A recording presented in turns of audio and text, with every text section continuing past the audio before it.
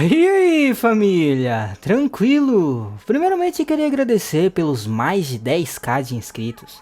Sou muito grato a vocês por ter batido essa meta. Mas, voltando aos conformes, esse vídeo é uma parte 5 de uma série que já tem aqui no canal.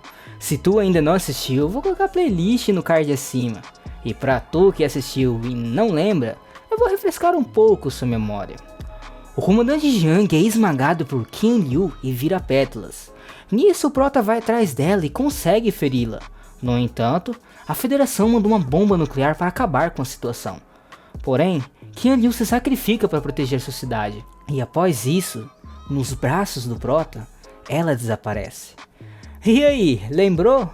Então chega de enrolação e só bora pro recap. Depois da morte da Calamidade, as pessoas que estavam assistindo a transmissão ficaram extasiadas. Contudo, enquanto o mundo clamava vida longa à humanidade, algo fora do normal estava acontecendo. Os zumbis rosais estavam voltando a ser humanos, e quando viram isso através da tela, todos ficaram em silêncio, sem entender nada.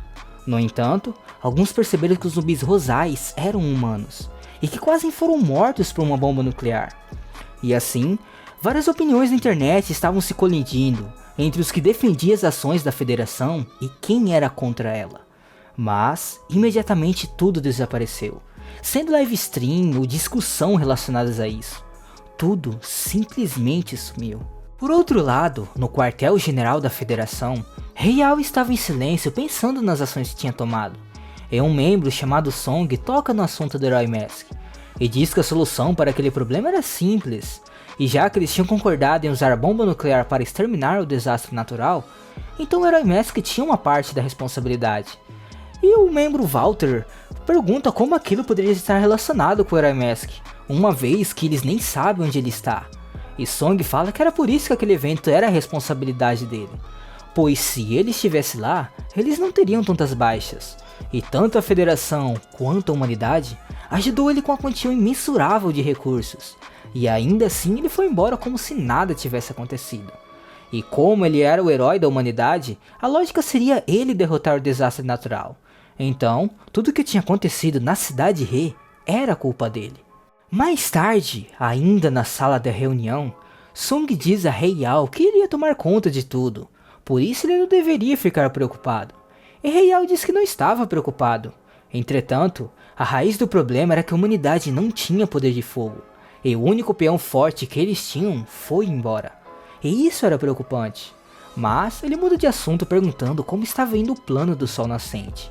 E Song diz que estava tudo correndo bem, e que tinham vários corpos que mesmo sem ativar a forma humana, conseguem viver por muito tempo. Embora, após eles ativarem esse estado, o corpo colapsa. Porém, resumindo, a fusão entre humanos e monstros é completamente possível. Bom, para entender um pouco mais da história, vamos falar sobre as linhas de frente.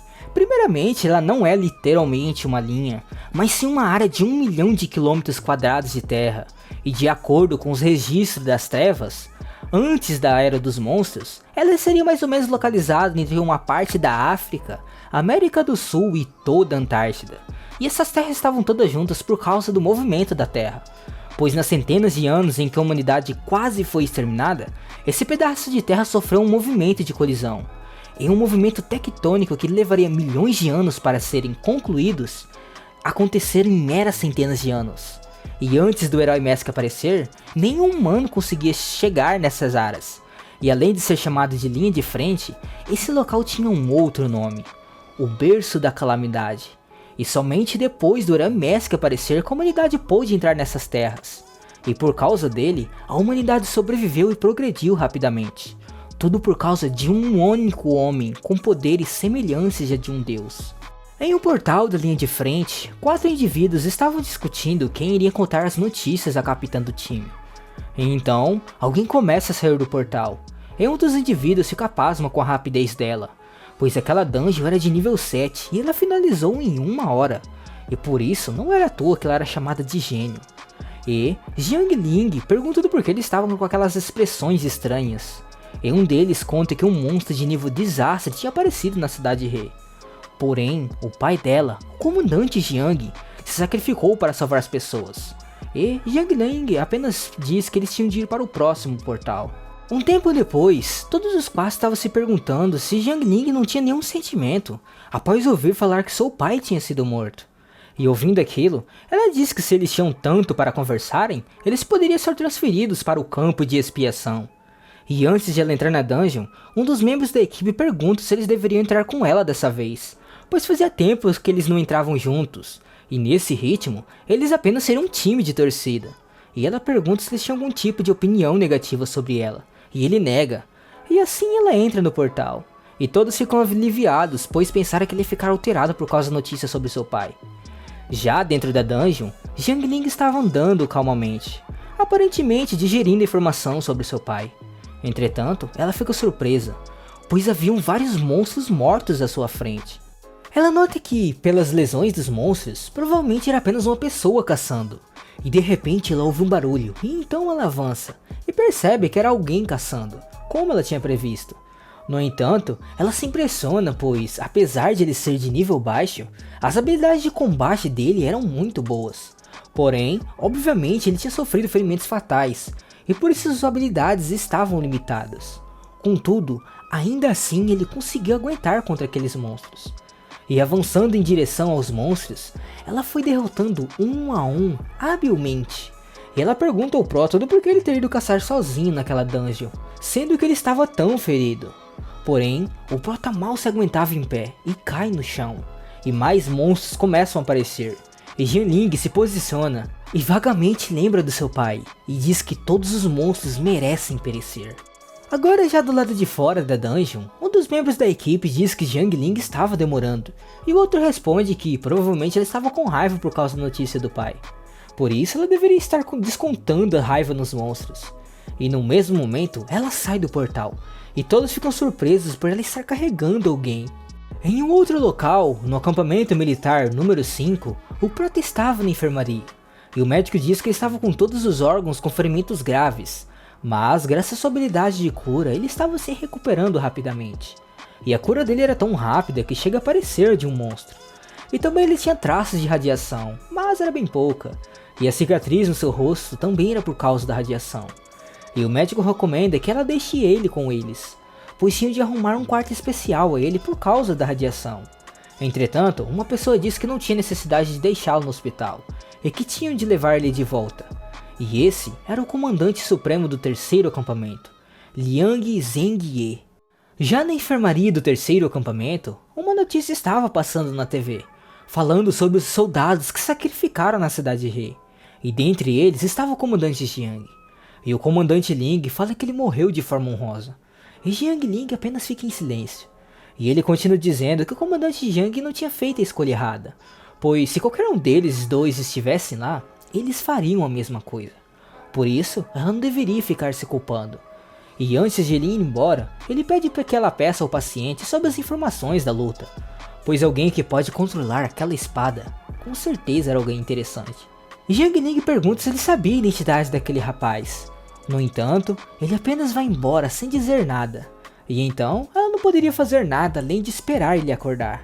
E subitamente o Proto acorda e olha para Jiang Ling com um olhar ameaçador. E assim, ela pega sua lança e recua. E em seus pensamentos ela percebe que aquela era a primeira vez que ela se sentiu ameaçada por alguém. E o Proto nota que não estava mais na dungeon, e diz que já podia tirar o soro. Jiang Ling pergunta se ele não estava curioso de onde estava. E o Proto apenas pergunta em que acampamento era aquele. E ela responde que era número 3. E eles se apresentam e logo ficam sem mais perguntas. Já na TV, os jornalistas estavam colocando a culpa das tragédias da cidade He em cima do Herói Mask. E Jiang Ling comenta que eles estavam realmente nervosos por colocar a culpa dos próprios erros nos outros. E também fala que o Herói Mask realmente era algo poderoso, pois se um problema aparecesse, era só jogar para ele que rapidamente era resolvido.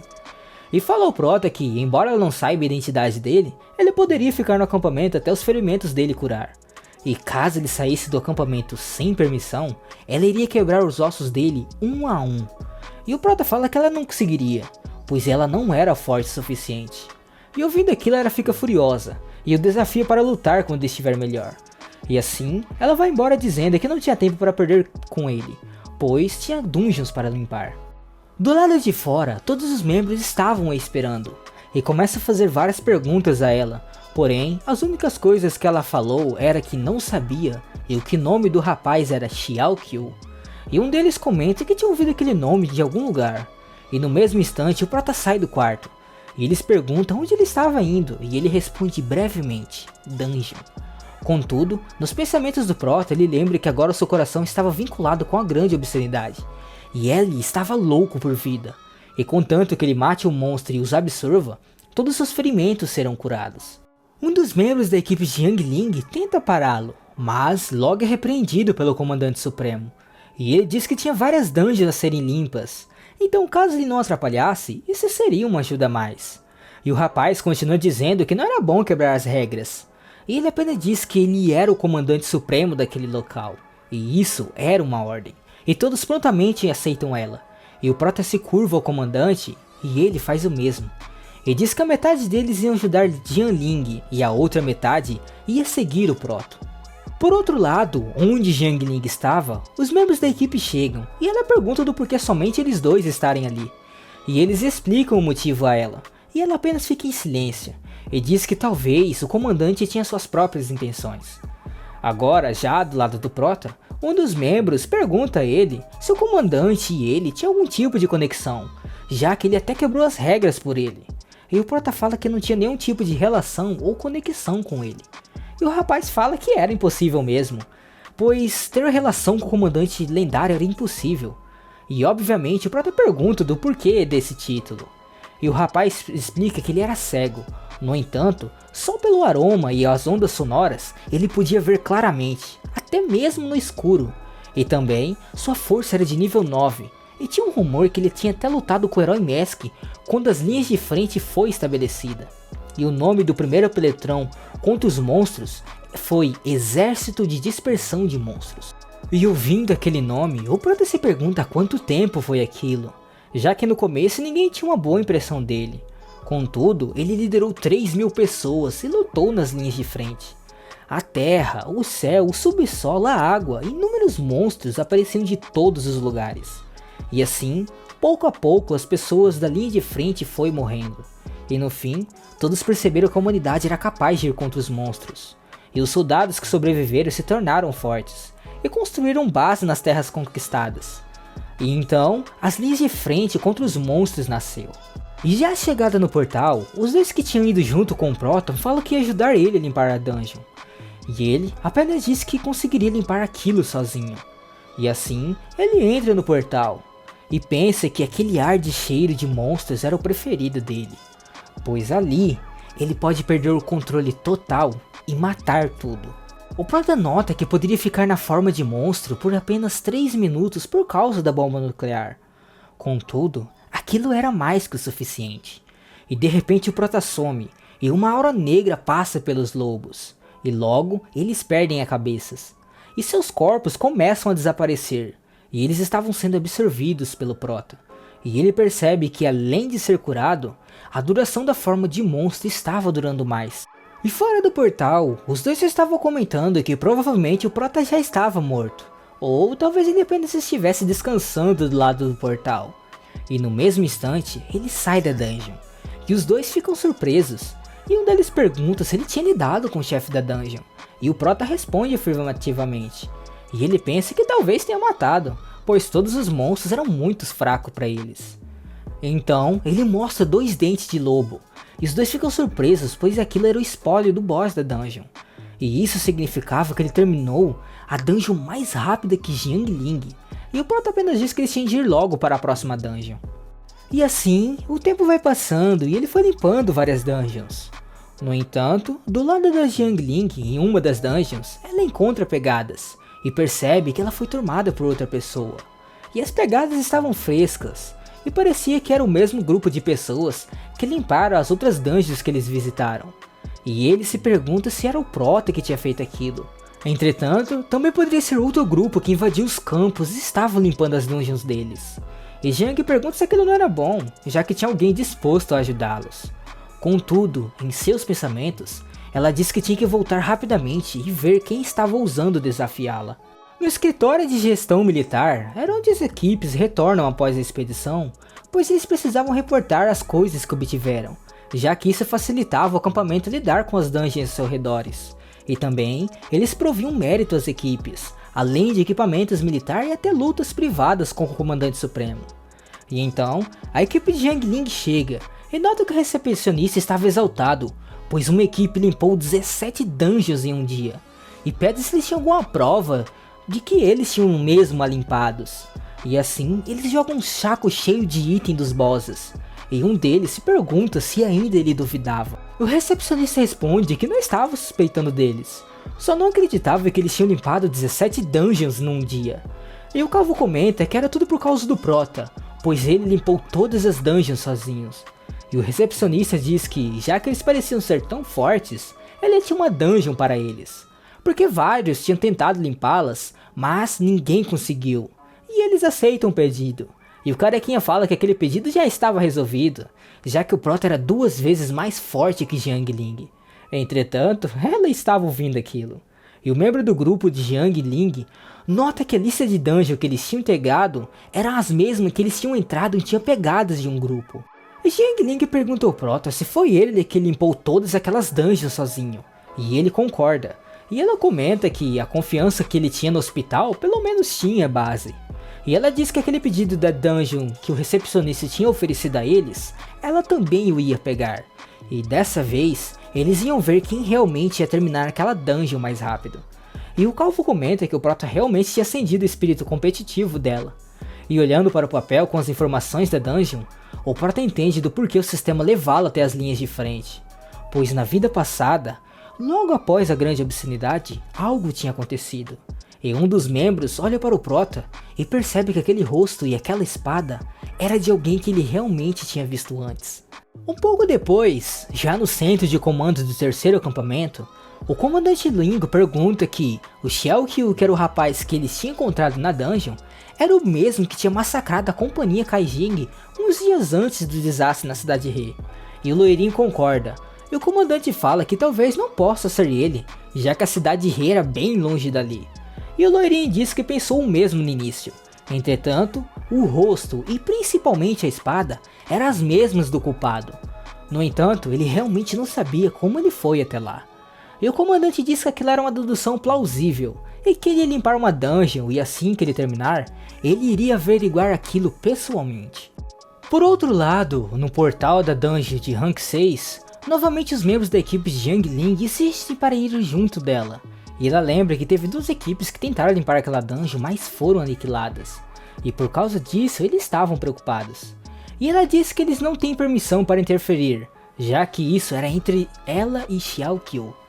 E dentro da dungeon, um dos membros começa a usar sua habilidade, e diz que tudo estava normal e não tinha nenhum veneno. E então, uma brisa começa, e vários olhos na escuridão aparecem. E eles começam a se perguntar se aquela dungeon era mesmo de nível 6. E também por que raios estavam parecendo crocodilos naquela dungeon. Jiang Ling se posiciona na frente e levanta sua lança e ataca, desintegrando todos os crocodilos rapidamente. E o Caraquinha comenta que a capitã realmente era muito forte, e ela apenas diz que os monstros estavam no mesmo lugar, por isso foi muito fácil. E o Caraquinha fala que o Prota estava lascado, pois ele realmente estava levando aquilo a sério. E o Prota tenta entender o porquê de eles estarem competindo, já que eles não iam ganhar nada com aquilo. E assim, 10 minutos se passam, e eles não tinham encontrado mais nenhum monstro. E Jiang Ling comenta que aquilo era estranho, pois eles não encontraram os corpos e nem mesmo os itens pelo caminho. E o resto da equipe diz que talvez a primeira onda de crocodilos tenha comido os itens e provavelmente eles evaporaram com aquele ataque. Mas, um dos membros chama a atenção de todos, e pergunta se eles não tinham ouvido algo. E no mesmo momento o Prota e Jiang Ling se preparam, e um barulho estrondoso começa, e o túnel começa a tremer. E é revelado que a causa era um crocodilo gigante, que por causa do seu tamanho, ele estava batendo no túnel todo. E os membros da equipe começam a ficar com medo do crocodilo. E Jiang Ling se pergunta do porquê eles estarem tão assustados, pois aquele monstro não emitia uma aura amedrontadora. E assim, ela carrega o seu poder e parte para cima do crocodilo. Enquanto isso, o Prota estava calmo e encontra o ponto fraco no chão e ataca. E Jiang Ling derrota o crocodilo rapidamente, e onde o Prota tinha acertado no chão, sai um crocodilo gigante, que acaba sendo derrotado pelo golpe de espada anterior. E o Prota pensa que aquilo era um desperdício, pois se ele estivesse sozinho, ele poderia ter absorvido o monstro. O resto da equipe se pergunta como tinha um monstro debaixo da terra, e Jiang Ling faz a mesma pergunta ao Prota, e ele responde que foi quando o chão tremeu, e já que aquela dungeon era quieta, funda e subterrânea, era natural haver monstros que pudessem atacar pelo chão. E um dos membros pergunta como ele tinha percebido, pois ele estava com o ouvido na parede e mesmo assim não sentiu nada. E o Prota pensa que como poderia explicar, já que não poderia responder que já enfrentou um deus demônio, que era bem mais forte que aquele crocodilo. E Jiang Ling diz que ainda não tinha acabado, pois aqueles monstros não eram os bosses, porque o baú do tesouro não tinha aparecido e o portal também não tinha se abrido. E todos da equipe se perguntam que tipo de monstro seria o chefe. Mais à frente da dungeon, eles encontram uma porta, e Jiang Ling diz que ela ia com o Prota na frente e ia entrar na sala do chefe, e o resto ia ficar de fora. E assim, eles começam a abrir a porta, e o Prota e Jiang Ling entram. E já dentro da sala do chefe, um barulho de passo é emitido, e era um crocodilo humanoide. E no mesmo instante, Jiang Ling parte para cima dele e o ataca. Contudo, o monstro consegue pegar a lança dela na mão e a joga no chão. E enquanto estava no chão, ela rapidamente puxa uma arma e atira, eliminando o monstro facilmente. E o Prota se aproxima dela e pergunta se aquele estilo de luta arriscado era o preferido dela. E Jiang Ling responde que não tem como obter resultados sem arriscar sua vida. E ela olha para o monstro e percebe que tinha um rosto humano nele. E o Prota pergunta se ela o conhecia, e ela responde que ele era uma das pessoas que tinham desaparecido naquela dungeon. Contudo, sem tempo para pensar, mais monstros aparecem, e Jiang Ling fala que ia ficar com os da esquerda, e o Prota fala que ia ficar com os da direita. E assim, os monstros avançam, e o Prota e Jiang Ling faz o mesmo. E então, Jiang Ling ataca vários monstros, derrotando-os agilmente. E ela percebe que após se tornarem monstros, a força e a agilidade deles aumentaram muito. Entretanto, eles careciam de inteligência. Por outro lado, o Prota estava derrotando os monstros facilmente, mostrando que ele realmente tinha experiência em batalha. E assim, só sobram 2 monstros, e de repente uma espécie de altar aparece, e os crocodilos pareciam maravilhados, e começam a se prostrar, parecendo que estavam adorando algo. E no mesmo instante, 2 olhos aparecem e se abrem, e Jiang Ling fica surpresa, e nota que só de encará-los já faz ela perder o ar e ficar sem forças. Percebendo que aquilo era algo perigoso, ela ataca os monstros, matando-os junto. E os olhos que estavam no altar se fecham, e o altar some. E o Prota lembra que aquele era o deus demônio que vive no vácuo. E ele estava olhando para ele, afinal, eles eram velhos conhecidos. Após finalizar a dungeon, eles saem do portal, e os membros que estavam do lado de fora começam a elogiar Jiang Ling. No entanto, ela fala que não tinha tempo porque tinha que informar algo ao comandante. Contudo, ela não precisaria voltar até o acampamento para isso, pois ele já estava ali. E um dos membros pergunta o porquê de ele ter trazido a equipe policial, e ele responde que eles poderiam ficar tranquilos, já que aquilo estava relacionado a Child Kill, ou talvez ele devesse chamá-lo de perpetrador do massacre da cidade de Ri. Todos ficam surpresos após ouvir aquilo, e eles não acreditam que ele seja o Xiao Qiu do massacre. Mas o Lorien diz que era sem dúvidas ele, porque ele tinha comparado com as fotos da TV. Contudo, ele não sabia como ele tinha chegado ali. E o Prota diz que era realmente aquilo mesmo. Ele era o Xiao Qiu do massacre. E ele pergunta o que eles iam fazer agora. E o comandante responde que, de acordo com a lei, ele deveria ser preso onde quer que fosse. E após isso, ele deveria ser mandado ao campo de expiação. No entanto, isso era de acordo com a lei federal, e isso não tinha nada a ver com o acampamento militar número 3. E isso surpreende os policiais. E o comandante diz que ele tinha analisado a situação, e percebe que ele faria a mesma escolha no lugar dele. Talvez tivesse ido além. E por isso aqueles eventos daquele dia deveriam ser esquecidos e não deveriam ser comentados com ninguém. E se contrariarem isso, ele convidaria gentilmente a se retirar do acampamento. Após essas palavras, todos ficam em silêncio, e Jiang Ling pergunta se eles poderiam ter uma conversa sós por um instante. E ela conta tudo o que tinha acontecido na dungeon, e o questiona se ele sabia de algo sobre aquele altar. E o comandante diz que aquilo era um deus monstro, e Jiang Ling fica surpresa, pois não sabia que os monstros tinham deuses. E ele diz que há milhares de equipes como a dela, limpando a dungeon todos os anos, e ele pergunta do porquê ainda assim eles não conseguiram ultrapassar a linha de frente. e ele mesmo responde que era por causa de uma única coisa: a fonte. E por isso eles nunca conseguiram avançar nas linhas de frente. É como se eles estivessem lutando contra um fluxo violento de uma nascente. E Jiang Ling pergunta onde está essa tal fonte e por que não eliminaram-na. E o comandante Liang diz que a fonte era os deuses dos monstros, e eles são existência muito acima do nível calamidade, e apenas um pouco das suas auras já assustariam e amedrontariam um profissional de nível veterano. E Jiang Ling em seus pensamentos se pergunta se eles eram tão fortes assim, qual era a razão de lutar contra eles. E o comandante interrompe os pensamentos dela, dizendo que os humanos não eram gado de abatedouro, e apenas uma pessoa poderia matar o deus monstro, o herói Mask. O comandante comenta que já que um altar apareceu, eles deveriam relatar isso aos outros, pois isso poderia acordar um mar de monstros. E Jiang Ling sabe que se um mar de monstros aparecer, os acampamentos serão destruídos. E antes eles tinham o herói Mask, contudo ainda assim haviam várias baixas. No entanto, agora que ele se foi, o preço que eles vão pagar seria imensurável. E o comandante fala que ele enviaram umas cartas, e diz a ela para descansar, pois ele sentia que o mar de monstros que viria não seria normal. E também fala que ela deveria viajar um pouco, para distrair um pouco a cabeça. E também recomenda que ela levasse Xiao Qiu para entregar as cartas. E já que ele tinha sido reconhecido, era bom eles prepararem uma máscara para ele poder esconder seu rosto. Um tempo depois, no deserto, um trem estava passando rapidamente, e a equipe de Jiang Ling estava nele, juntamente com o Prota.